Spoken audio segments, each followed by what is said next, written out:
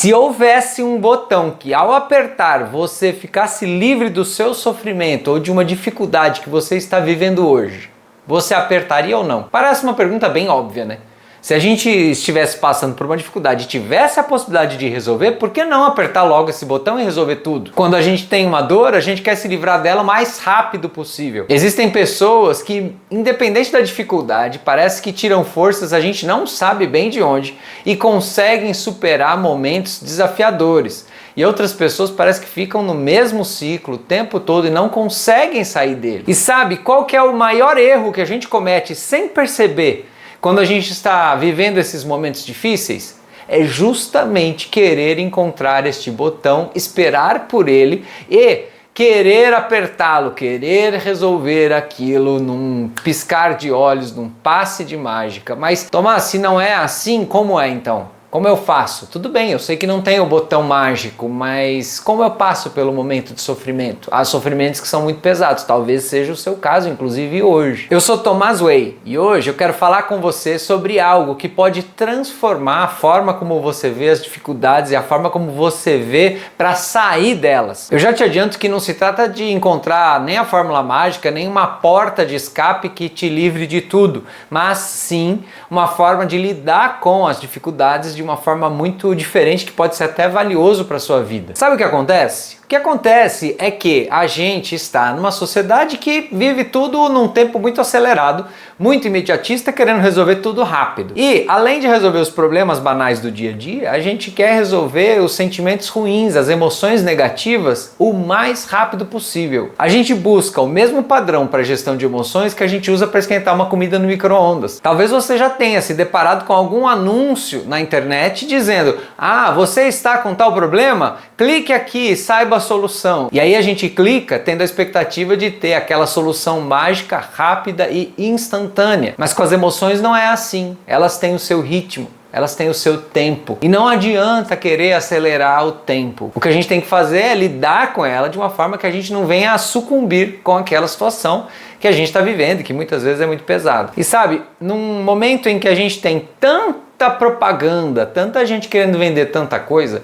é difícil você encontrar um vídeo ou encontrar alguém que esteja falando desta maneira para alguém que está passando de fato por uma dificuldade. Eu aqui não estou te vendendo nada, eu aqui estou só querendo que você possa ter dias melhores, ou ainda que você possa garantir e ajudar que outras pessoas também tenham dias melhores. Como é que você vai fazer isso? Dando like nesse vídeo, porque talvez não seja o seu caso direto neste momento, mas talvez alguém possa receber esse vídeo porque você deu like e o YouTube vai entender que outras pessoas podem se interessar por este vídeo. Deixa eu fazer uma analogia com você.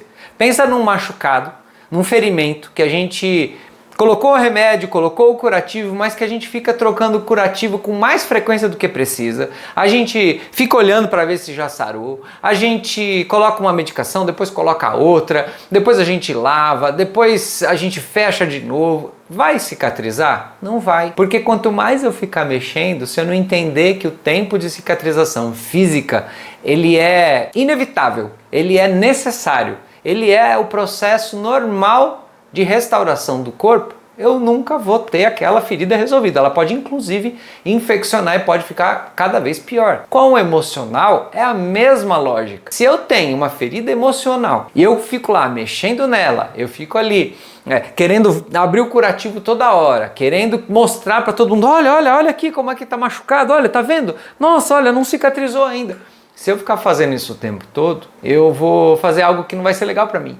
Eu vou fazer algo que vai fazer com que eu acesse aquela emoção a todo momento e não possibilite que eu acesse de fato a cura no tempo da cura. Não adianta a gente querer pular etapa, não adianta a gente querer achar uma solução mais rápida do que seria a solução natural. É buscando entender qual é o processo natural e o tempo correto de recuperação que a gente começa a migrar da dor, simplesmente dor, para a sabedoria. A dor pode até continuar existindo, mas eu começo a acessá-la de um jeito diferente. Agora eu estou incluindo sabedoria e aos poucos eu vou entendendo o que é aquele processo. Mas calma, eu não estou simplificando as coisas não.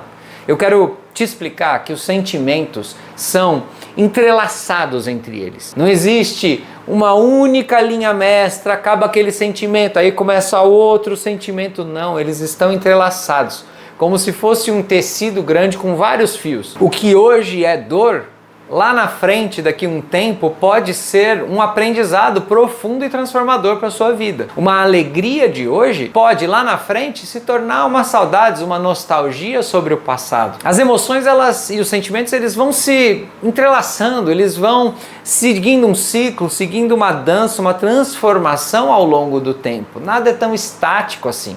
Quando a gente está passando pelo momento de dificuldade, a gente acha que é estático, a gente acha que aquilo é definitivo, não vai mudar nunca. Mas acessar isso, lembrar que no passado você já viveu tantas outras coisas, boas, ruins, positivas, negativas, e que elas foram se transformando ao longo do tempo, te faz lembrar que a que você está vivendo hoje também vai se transformar com o tempo. Talvez você pense nas emoções como uma série de cartas, em que cada carta reflete uma emoção da sua vida. Então você tem lá uma carta que é a alegria, você tem outra carta que é a tristeza, aí você vai ter outra que é raiva, você vai ter um monte de outros sentimentos. Mas não são tão separadas assim as cartas e os sentimentos. Por exemplo, a alegria pode estar do mesmo lado da tristeza e a tristeza da alegria.